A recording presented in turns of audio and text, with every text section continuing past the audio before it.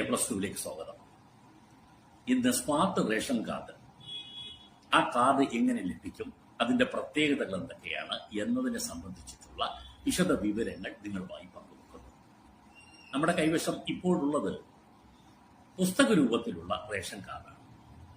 ഓരോ പേജുകളായി നമുക്ക് മറിച്ച് അത് റേഷൻ കടയിൽ പതിപ്പിച്ച് കിട്ടുന്ന ഒരു പുസ്തക രൂപത്തിലുള്ള റേഷൻ കാർഡ്.